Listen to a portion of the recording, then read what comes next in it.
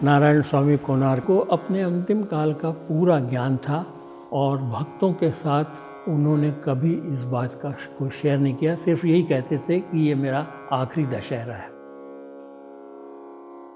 गुरु जी की तबीयत खराब थी, यूरिन ट्रबल था, बहुत ज़्यादा तबीयत खराब हो गई थी। गुरुदेव जून महीने में उनको डॉक्टर टंडन के पास ले जाया गया था। तो डॉक्टर टंडन के वहाँ पे उनको जब डायग्नोस किया तो बोले इनको प्रोस्टेट का काफ़ी शिकायत है, यूरिन पास नहीं हो रहा। उसके कारण से फिर उनका बोले कि इनको ऑपरेट करवाना पड़ेगा। ऑपरेशन गुरुजी थोड़ा सा ये ऑपरेशन क्या, गुरुजी इंजेक्शन लगाने में भी घबराते थे, इसीलिए उनको डॉक्टर मुखर्जी बहुत पसंद था, क्योंकि डॉक्टर मुखर्जी कभी उनको इंजेक्शन नहीं लगाते थे, उनको दवाई देते थे तो बहुत खुश रहते थे, बोले उन डॉक्टर साहब सबसे अच्छे हैं। तो गुरुजी का मालूम नहीं से ऑपरेशन का ये सुन के उनका धीरे धीरे स्वास्थ्य बहुत ख़राब होने लगा। इवन कैथेटर जब लगाया गया था उस समय भी वो काफ़ी घबराए हुए थे, नर्वस हो गए थे। तो उसके बाद फिर वो तबीयत उनकी ख़राब होती गई और 5 जुलाई की रात को जब मैं दरबार में आरती होने के बाद झाड़ू लगा रहा था तो गुरुजी मेरे को बोले कि यार खोका एक काम करना, कल सुबह थोड़ा आना, तो एक बार डॉक्टर मुखर्जी को भी दिखा देंगे क्या हुआ मेरे को। हमने कहा ठीक है, हम खिरवड़कर काका को बुला लेंगे, साथ में जाके हम लोग चले जाएंगे डिस्पेंसरी। उस समय उनका घमापुर में डिस्पेंसरी था।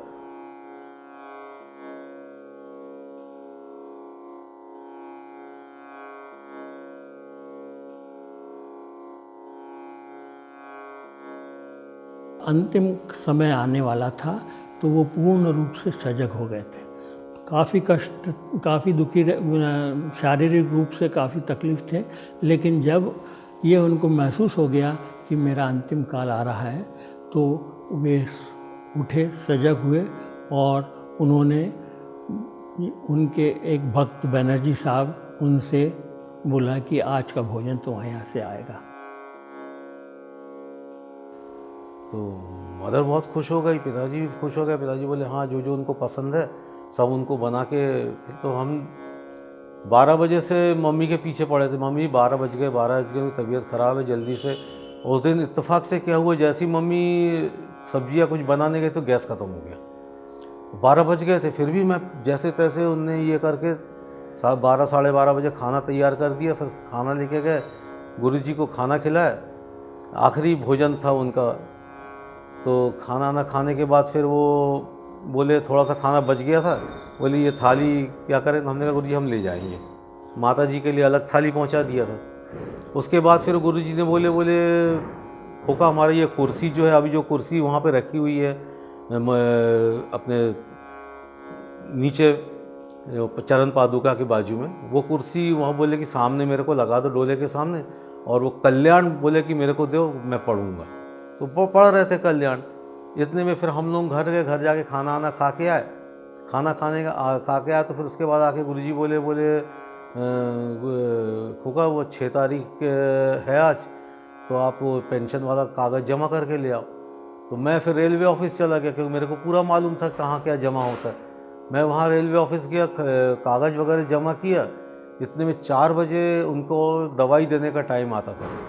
तो यहाँ 4 भी बज रहे थे, आते आते मेरा गाड़ी पंचर हो गया। जैसे तैसे मैंने गाड़ी जल्दी से बनवाया, पंचर किया, फिर आया। मैंने कहा गुरुजी मैं लेट हो गया थोड़ा। मणि काका बैठे थे सामने, हमने कहा दवाई दे दिया।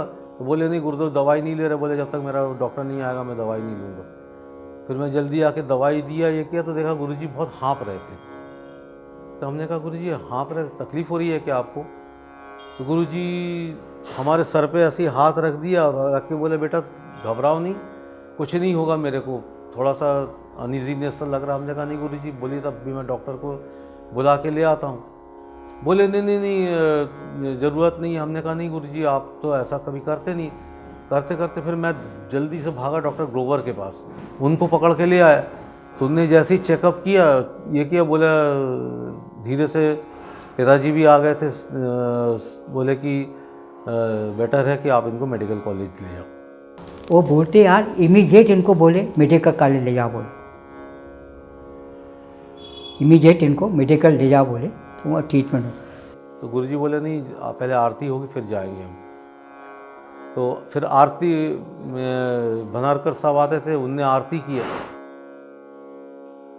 लोहे की चेयर पे बैठते थे साहब गुरुजी, वो पहले खिड़की के पास वहाँ लोहे की चेयर पे बैठे रहते थे। तो वो चेयर को हम लोग ने पास में कर दिए और गुरुजी बैठ के आरती हुई, सब आरती वारती समाप्त हुई। आरती होने के बाद फिर गुरुजी बोले अच्छा चलो, जैसे ही वो चलो बोले और पूरा लाइट ऑफ हो गया, अंधेरा हो गया पूरा दरबार। तो इतने में फिर मैं वो भाटिया ट्रैवल से टैक्सी बुलवाया, टैक्सी बुलवा के गुरुजी को, बेटा उस समय धीरे धीरे गुरुजी की तबीयत बहुत ख़राब होती जा रही थी।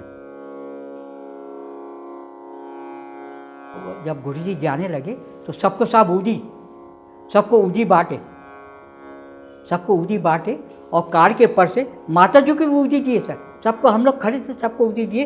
बस वो साई राम करके कार पे मेडिकल रवाना। जब सीरियस तबीयत हो रही इनकी देखी, हम वहाँ जाके और सीरियस तबीयत होगी सर मेडिकल में।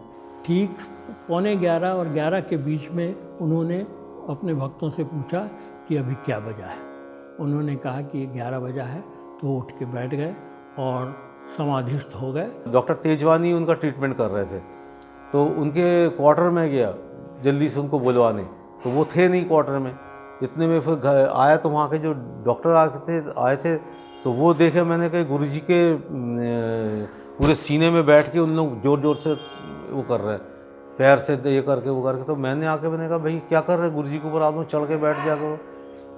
मेडिकल के डॉक्टर लोग आके बहुत ट्राई करे साहब उनको कि यहाँ पे हार्ट का कोई ट्रबल हो गया, खूब ट्राई करे, खूब ये करे। तो उस समय डॉक्टर दबे थे, डॉक्टर दबे बोले नहीं नहीं तुम चिंता मत करो, ऐसा करना पड़ता है क्योंकि उनका जो है वो मिल नहीं रहा, नर्व्स वगैरह सब इधर डिस्टर्ब हो गया। तो फिर मेरे को वो डॉक्टर बोलते तो आप पीछे से सिर उठाइए। जैसे ही मैंने ऐसे पीछे से सिर को ऊपर उठाया, गुरुजी हमारे सिर हाथ पे लुढ़क गया उनका सिर। तो हमने कहा गुरुजी क्या हो गया, गुरुजी क्या हो गया? बोले आप रख दीजिए। हमने रख तो देंगे, पर हो क्या गया गुरुजी को, गुरुजी क्यों लुढ़क गए हमारे पीछे? आप बताइए जल्दी मेरे को, मैं समझ में नहीं आ रहा मेरे को, गुरुजी कुछ बोल नहीं रहे, गुरुजी लुढ़क गए हैं। धीरे धीरे धीरे उनने अपने प्राण त्याग दिए। और गुरुजी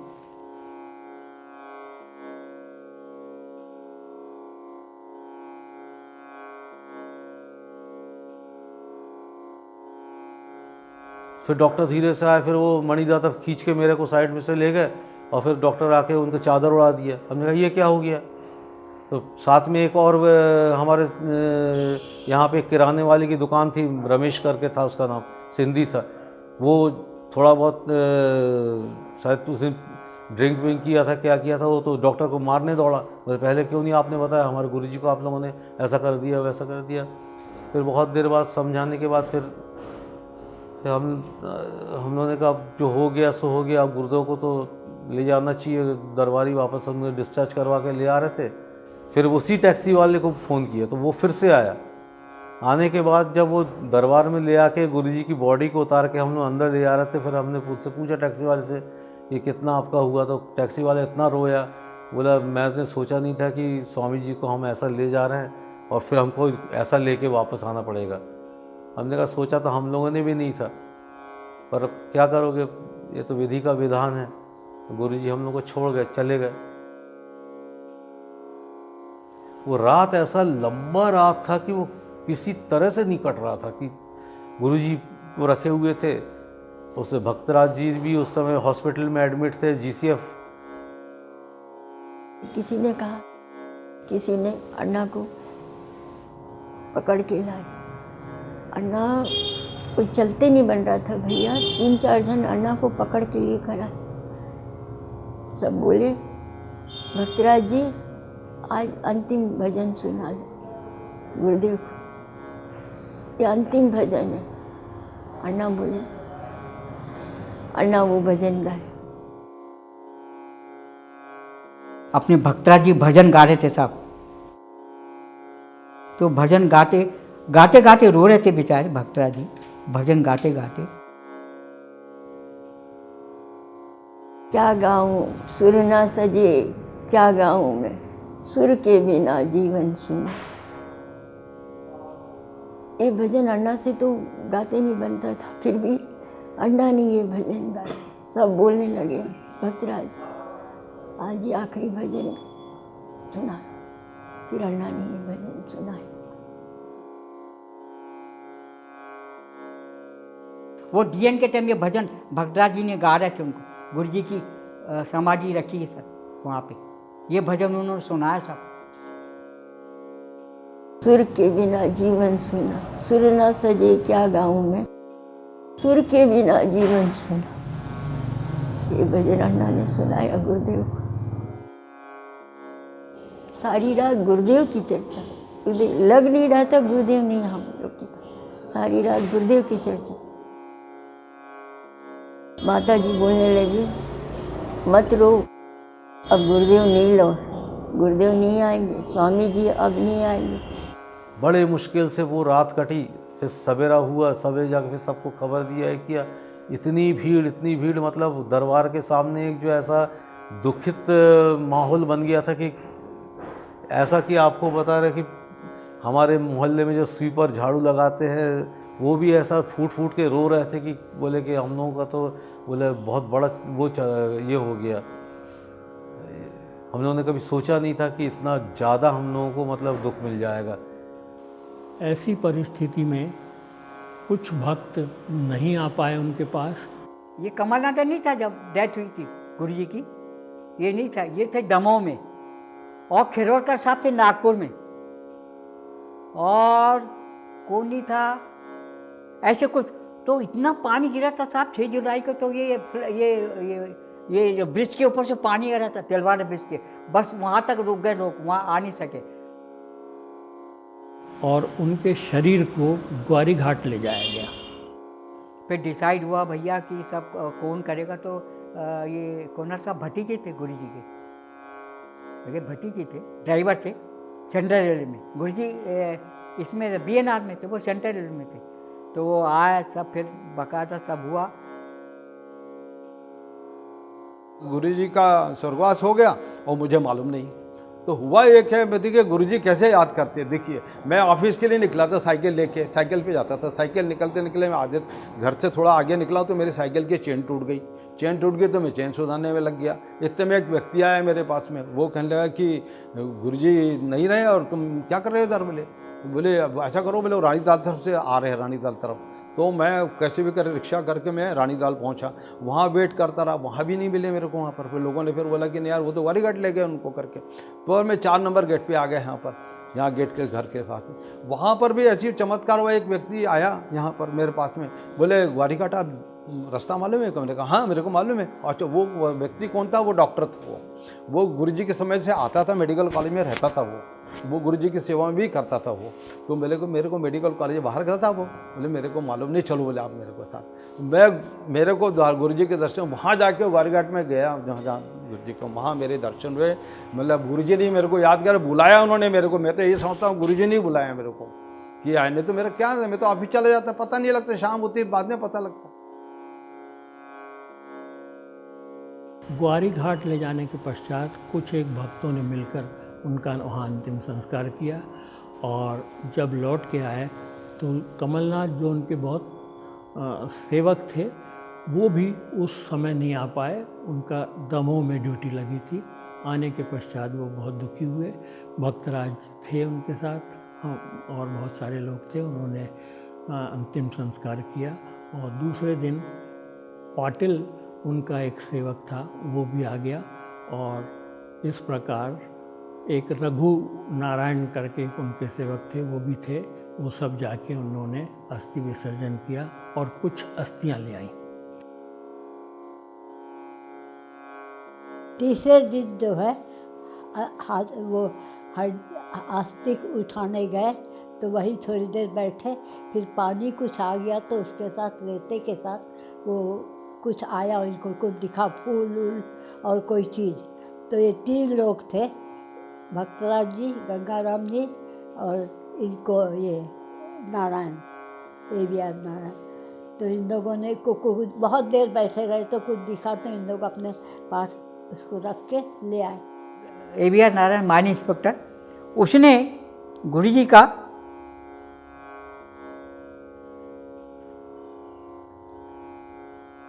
कहाँ की बोन उठाया था, उसने वहाँ से बोन उठा के लाया।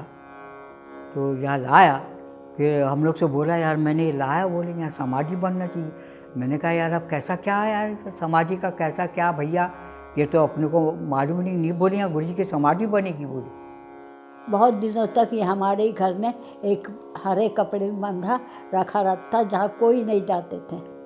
वो बोलते थे इसको कोई मत छूना।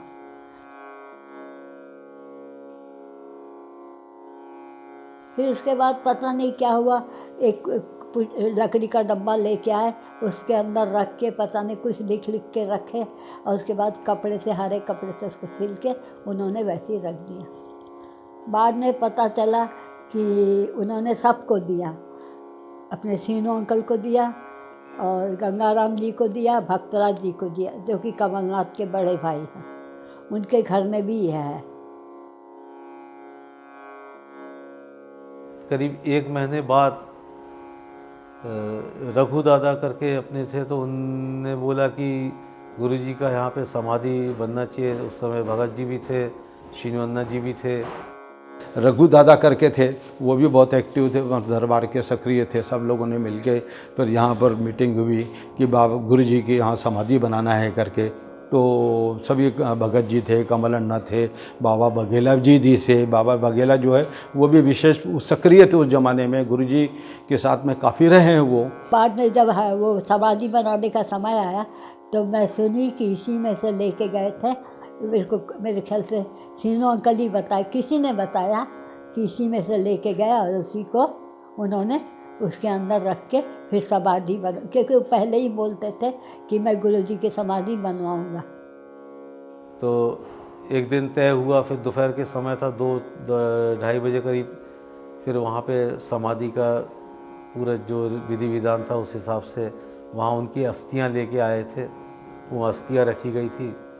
समाधि तो ये रघुअन्ना ने बनवाया, उनके पास था फूल,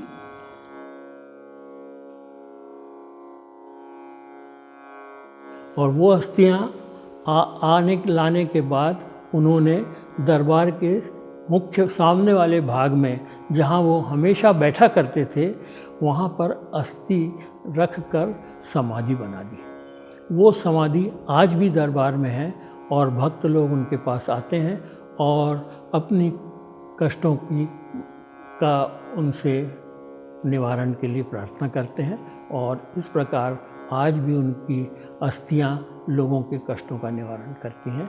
ये ऐसा हर कोई महसूस करता है, और यह भी महसूस करता है कि यह मंदिर अत्यधिक जागृत है और यहाँ पर संतों का वास है।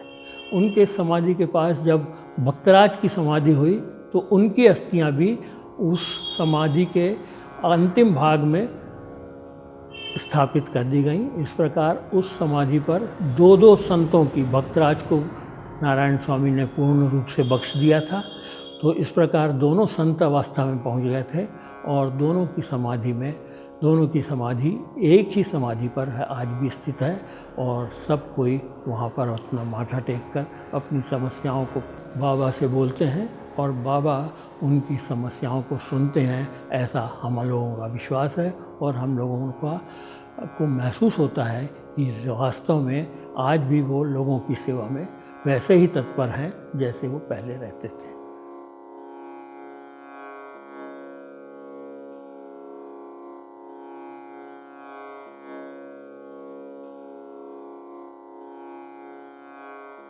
तेरे दर से अभी जाएंगे नहीं, तेरे दर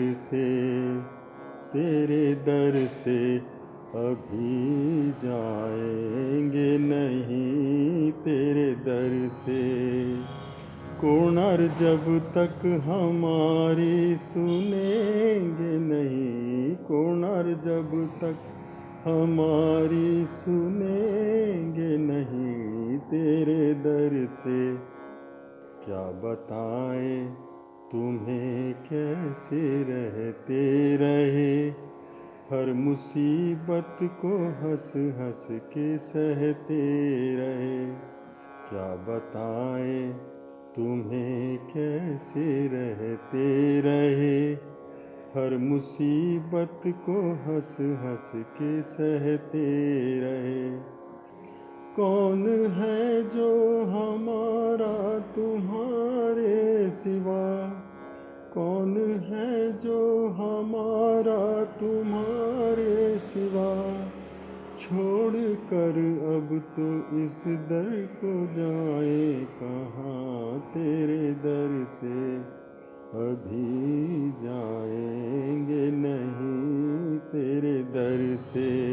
जिंदगी यूं तो रो रो के कटती नहीं, ढूंढते हैं खुशी दिल को मिलती नहीं।